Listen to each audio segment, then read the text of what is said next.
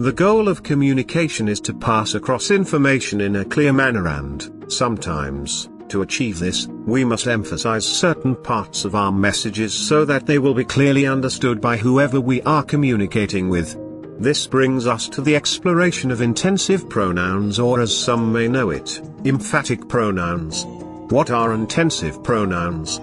Intensive pronouns are pronouns that lay emphasis on nouns. Generally, we recognize pronouns as words that are used in place of nouns, that is, words that replace nouns in sentences, and they prevent unnecessary repetitions. However, intensive pronouns are a little bit different.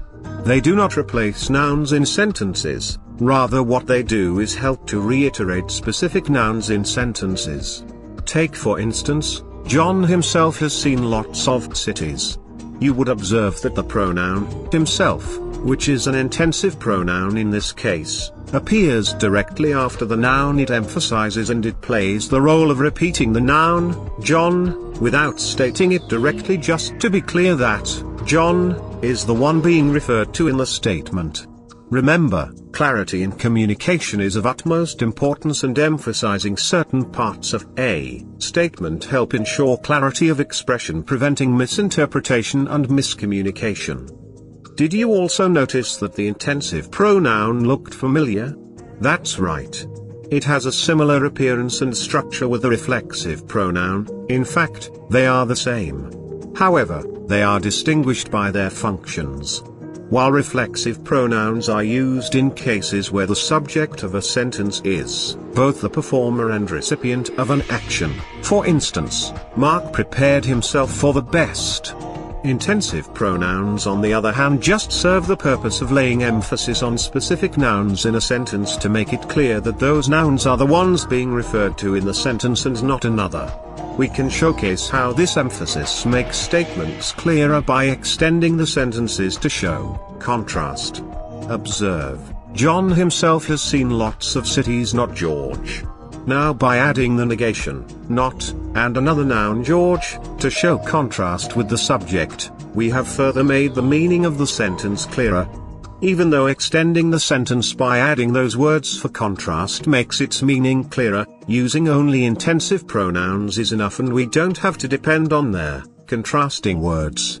Pronouns emphasizing pronouns. Intensive pronouns do not only emphasize nouns, but they also emphasize pronouns. Observe the following: you yourself are an intelligent person. I myself have a lot of experience in English grammar. They themselves eat a lot of food. We ourselves should work towards a better society. She herself heard the alarm ring. All the examples above had pronouns as their subjects being emphasized by intensive pronouns. As you can see, the pronouns being emphasized are all personal pronouns, you, I, they, etc. And this just goes to show that the only pronouns that can be emphasized by intensive pronouns are personal pronouns. Intensive pronouns emphasizing nominal elements. Besides emphasizing other pronouns, intensive pronouns can also lay emphasis on nominal elements, that is, words that function as nouns irrespective of their structure, such as infinitives, gerunds and participles. Take for instance, running itself is a good morning exercise. Gerund, to read itself is a rewarding investment. Infinitive, it appears that the nominal elements capable of taking intensive pronouns are only gerunds and infinitives, and they can only take their intensive pronoun itself, and no other, since they are just concepts and not humans. Forming sentences with intensive pronouns. In forming sentences with intensive pronouns, we follow the typical sentence formation process. However, we just need to add an intensive pronoun right beside the noun, pronoun or nominal element it emphasizes or lays emphasis on, generally its subject position. Hence their formula would read thus: subject plus intensive pronoun plus verb plus any other element. Observe, the soldier herself saw what happened in the office. We ourselves know how to handle the truth. Swearing itself is not a cultured behavior. To play itself is a recreational activity. Mark himself is a good guy. Can intensive pronouns accompany nouns in object position? The answer is yes. For instance, we saw the man himself at the party. John told the occupant himself that the rent was due. Do you notice any difference between the first and second examples? The first example is less clear while the second example appears to have multiple interpretations. We cannot say for sure whether the intensive pronoun, himself, is laying emphasis on the noun John or their noun occupant.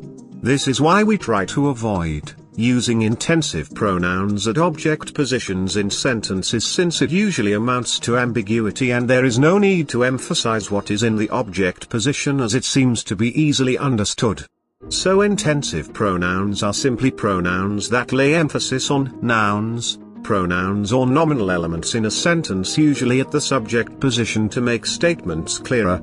Intensive pronouns help with drawing attention to specific nouns, and they are different from reflexive pronouns in function, even though they are related by structure.